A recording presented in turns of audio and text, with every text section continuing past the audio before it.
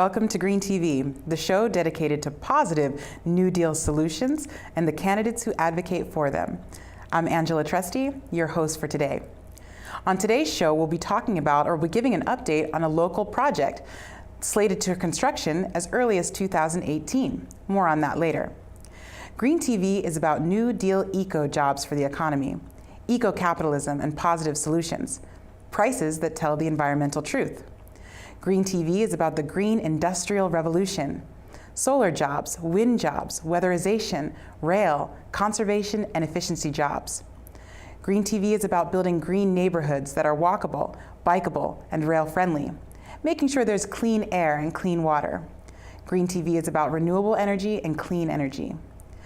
Green TV is also about rail and the fact that rail built anywhere in America benefits all of America. Trains can move our country forward. Maryland is moving forward with Purple Line Metrolink. Maryland also previously received federal funding to study high-speed rail from DC to Baltimore, which promises a 15-minute ride.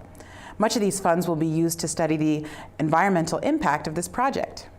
6 possible routes have been presented and worked on since 2012. Expedited transit getting from Baltimore to D.C. in 15 minutes could be a reality, possibly in the next decade. But there are still obstacles to overcome. Avajoy Burnett reports on the new push to bring a Japanese-made train to our area. It's a futuristic-looking train that literally levitates at speeds of more than 300 miles per hour. It's already in Japan, and a $28 million federal grant has just been released to study what it would take to get the technology here. The company that's spearheading this proposal says a commute between D.C. and Baltimore would take just 15 minutes, and just another 45 minutes to New York, revolutionizing travel as we know it. Our infrastructure, highways, bridges, airports, rail, all of that's crumbling, and so we have to do something different or it's going to be really rough for our children. The price tag for a project like this, between $10 and $12 billion. Maglev Northeast anticipates that money would come from the private sector, the federal government, and from the Japanese, where the technology has already been in use for decades. Now, this comes at a time when the government is making a big push to improve the nation's transportation system, and many commuters are on board. My commute right now is 2 hours, so anything to shorten it would be great. I'm from New York, so I know what it is to be on the train for hours on end. I mean, if it's safe, then I'm all for it. The Maryland Transit Administration is undertaking the environmental impact study for the next 2 years. When you can go from Baltimore to Washington in 15 minutes, it means that these 2 metropolitans are going to be one. You can live in one and work in another and be home in a very reasonable time. MTA says this could have a significant economic impact on Baltimore and the region as a whole. Avajoy Burnett, WJZ Eyewitness News. After the study, the first high-speed train between D.C. and Baltimore could go into operation by 2026. Here in Virginia, VRE is struggling with a much-needed platform extension at the Crystal City VRE station. Welcome aboard the Virginia Railway Express, otherwise known as the VRE. VRE is a commuter rail system serving Northern Virginia and the District of Columbia. Our mission is to offer safe, cost-effective, accessible, customer-responsive, and reliable passenger rail service. We operate Monday through Friday, mainly during rush hour, with the exception of one midday train on each line. We carry approximately 20,000 people a day. We have 2 lines, both converging in Washington, D.C. at Union Station. One line originates in Fredericksburg and the other in Manassas, with several stops in between. Fares and schedules, as well as a system map, are available online at www.vre.org. Maps are also posted at every station and available in our rider's guide, which can be mailed to you or picked up on the train. Parking is available at all VRE origination stations, but not at the destination stations. The number of spaces for each station is designated on our website. Good morning. Tickets must be purchased before you board, either from a ticket vendor or from a ticket vending machine located on the platform. Ticket vendors accept all major credit cards, cash, ATM cards, and some accept checks. Locations and phone numbers are listed on the website and in the rider's guide. Ticket vending machines do not accept cash, only credit or ATM cards.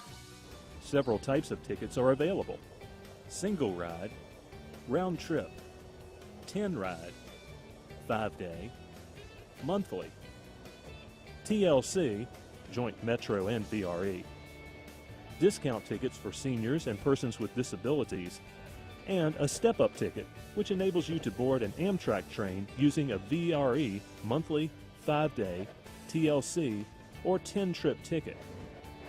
Step-up tickets are purchased from the ticket vending machines or ticket vendors for $5. Both tickets must be presented to the conductor on board the Amtrak train after boarding. They look just like a regular VRE ticket, but say Step Up. Choose your destination, type of ticket, and how you wish to pay. If you purchase a single, 5-day, 10-trip, or round-trip ticket, it must be validated by inserting it into the ticket vending machine so that a date and time will be stamped on it. When waiting for the train, stand behind the yellow tactile strip. The station will make audio and visual announcements when your train is about to arrive. After boarding, find an available seat. Bench seats are priority seating for people with disabilities and wheelchairs. Up to 2 bicycles may be brought on board the last 3 trains and the midday train if the space is available. Bikes must be bungeed to the south end bench seat frame. While on the train, display your ticket at all times by placing it in the clip on the seat in front of you. A conductor will walk up and down the aisle checking tickets. Cup holders are available for your convenience. And food and non-alcoholic beverages are permitted. Restrooms are available on every train. You can relax by reading, listening to music, or getting some work done. On every train, there is one quiet car located closest to the locomotive. While sitting in this car, talking above a whisper is not allowed, and all cell phones and handheld music players must be turned off.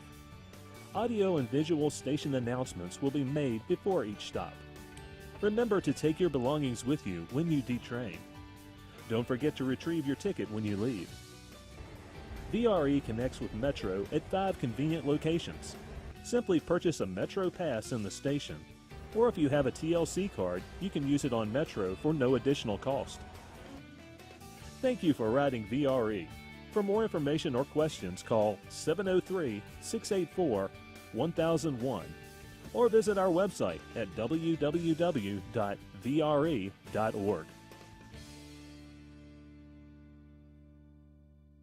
Albert McCoy in RTTV report, Chinese high-speed rail expansion is on the fast track. Since 2006, China is laying down massive rail infrastructure to unify Eurasian landmass economically. China is investing in their future to an extreme degree. This may pose quite a challenge on our economy, according to Albert McCoy, professor of history at the University of Wisconsin. High-speed rails made in China are widely known for their high efficiency and reliability. At the 3rd China Arab States Expo, the latest bullet train models are on display. The Chinese railway system is one of the most advanced systems in the world. Once upon a time, there was in the West a mighty empire called the Roman Empire. And the Romans had a very interesting map of the world. It's a small, small world in which Europa, ASEAN, and Africa were closely connected with each other. And America was nowhere to be seen.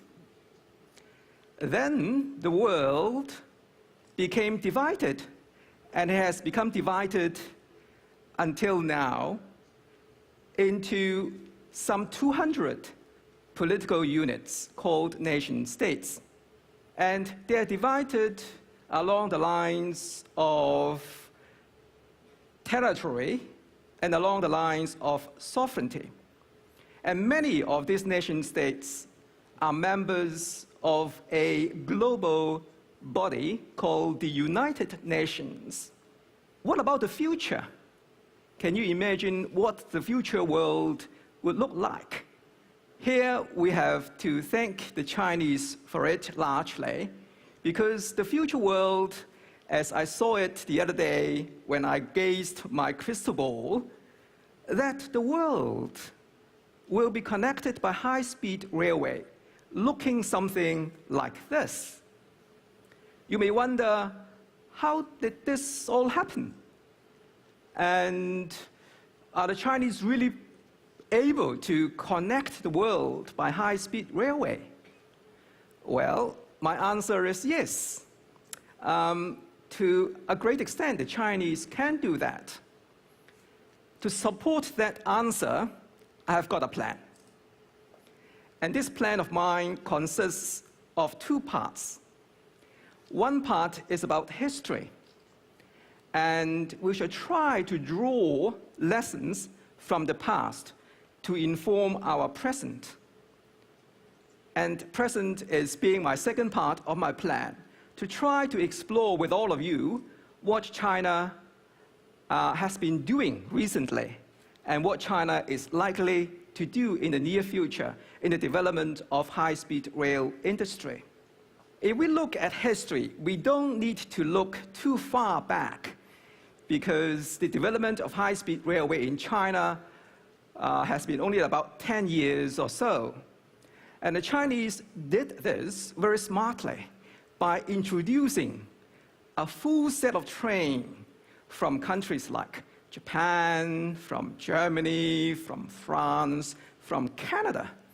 And then through a process what engineers often call reverse engineering, the Chinese engineers disassemble the whole train into smaller parts in a methodological manner, step by step, and then rebuild from the basics, the small parts, into a whole train. And through this process, in a simple way, the Chinese learn the skills of building a high-speed rail.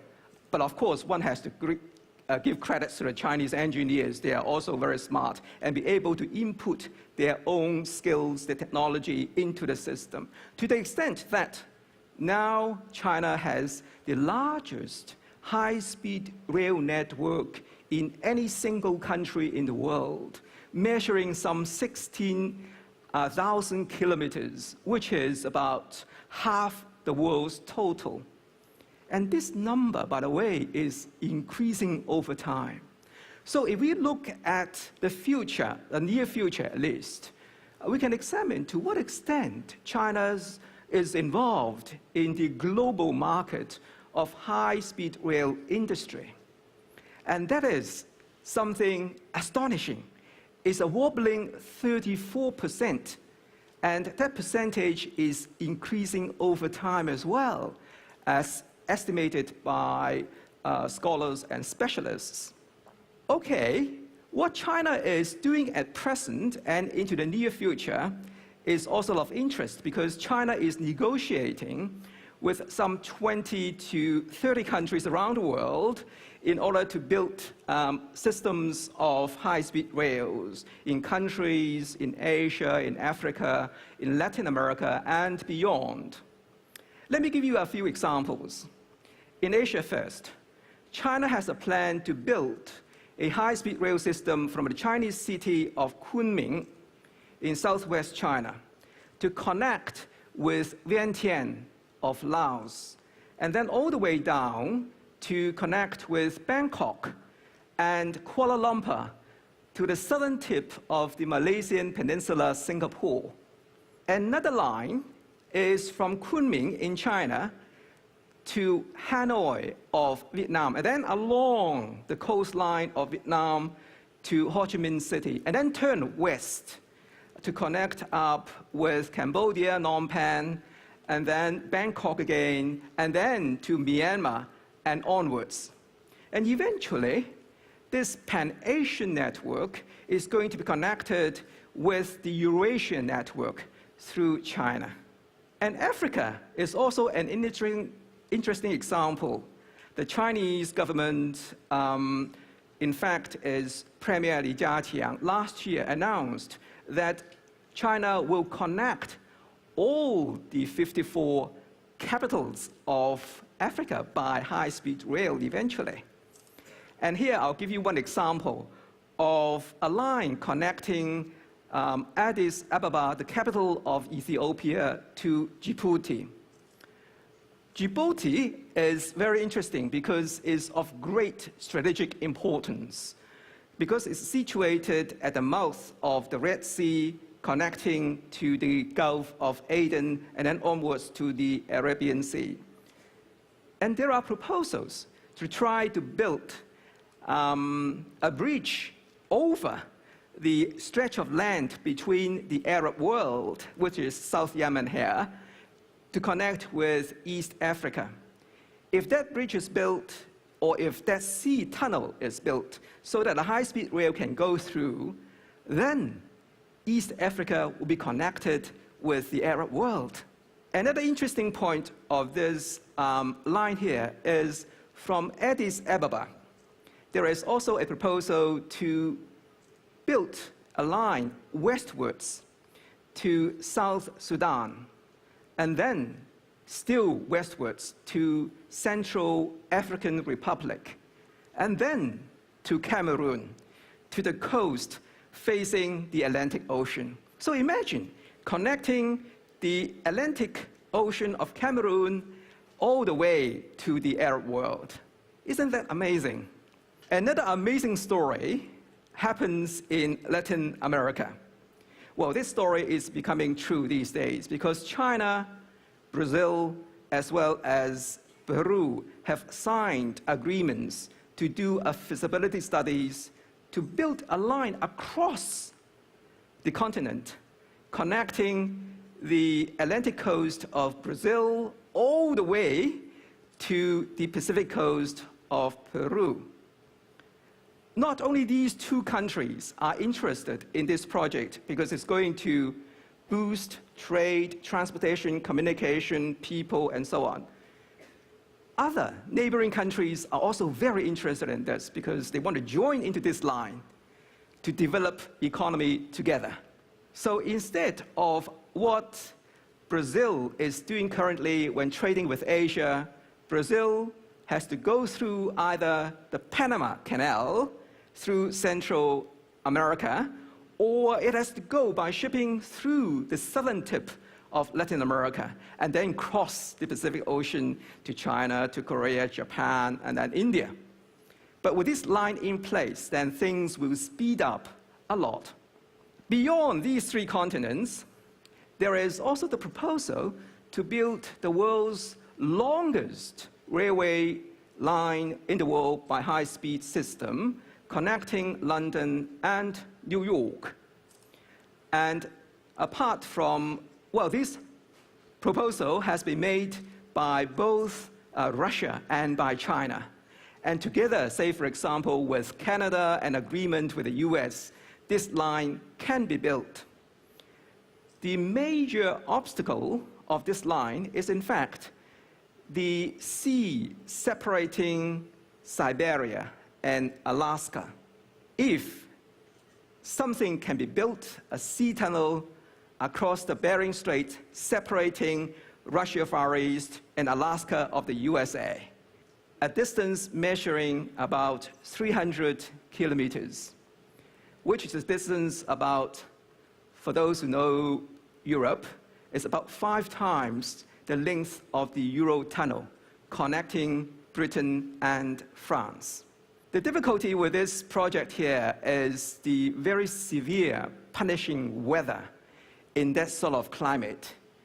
I think it calls for ingenious engineers. I'm sure they can do it if they want to do it.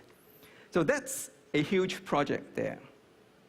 All these projects are, of course, part and parcel of the so-called New Silk Road system that President Xi Jinping announced in late 2013, consisting of 2 major components, one by land, the other by sea, connecting some 64 countries along the way, representing about 60% of the global population and around 30% of the global GDP, the global economy. So is that a new globalization in the making?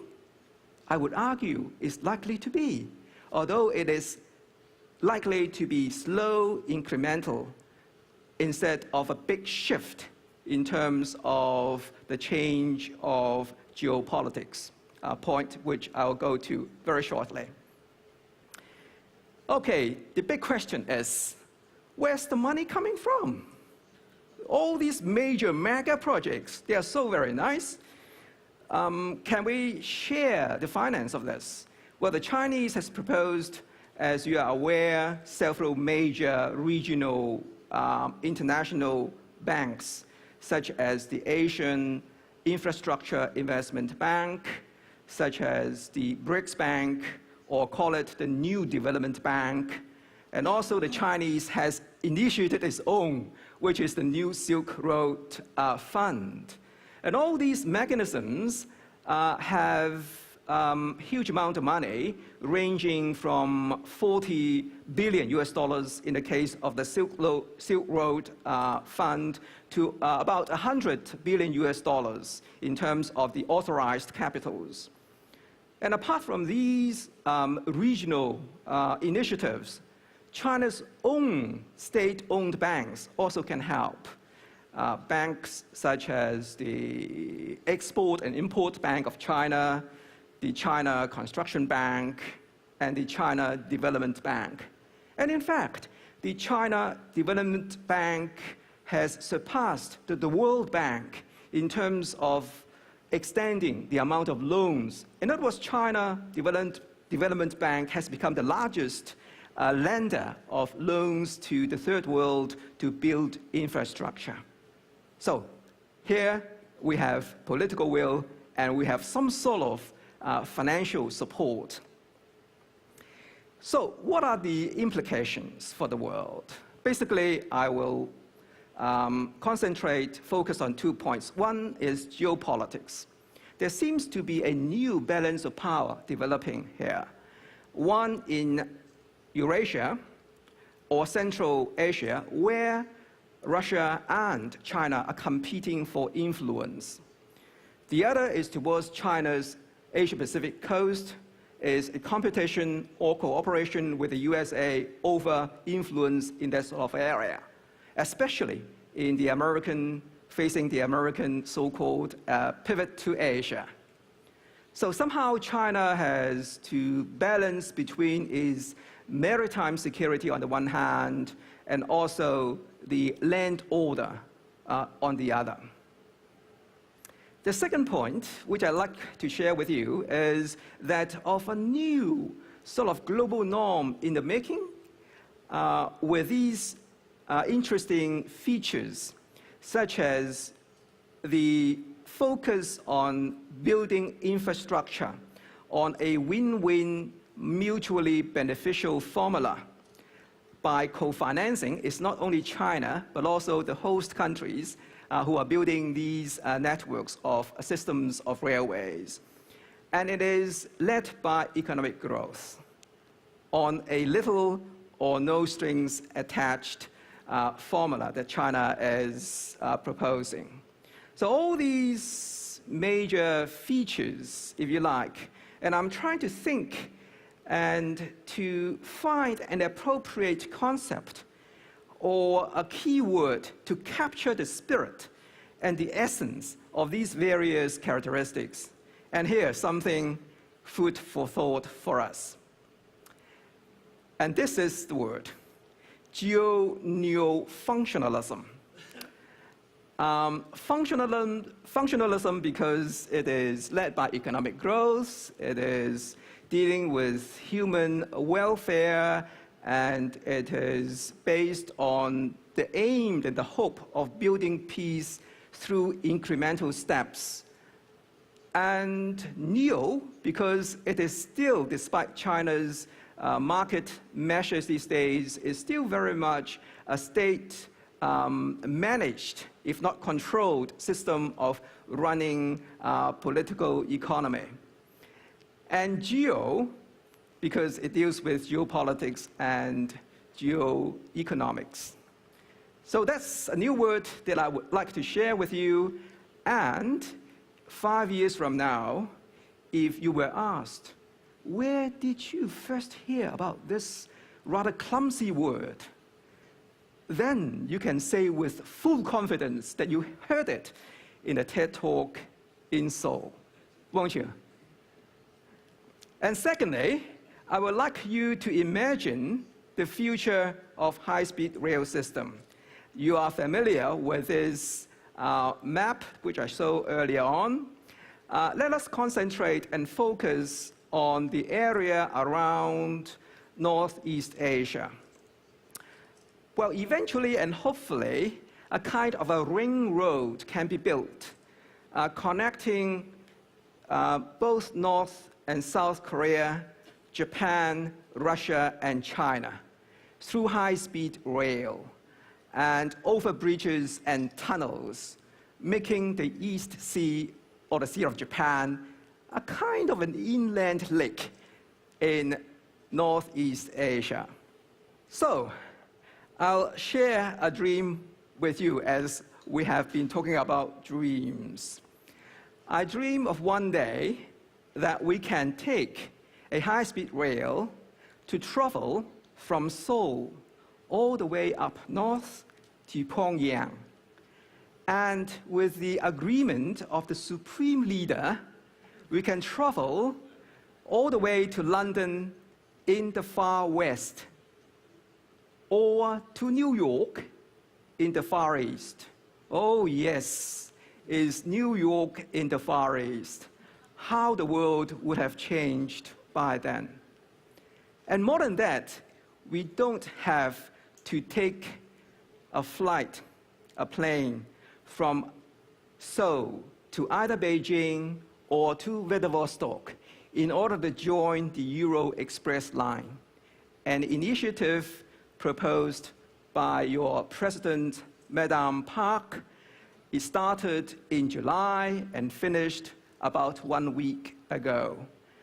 That's the hope that, ladies and gentlemen, thank you so much for sharing this hope and dream with me. 감사합니다.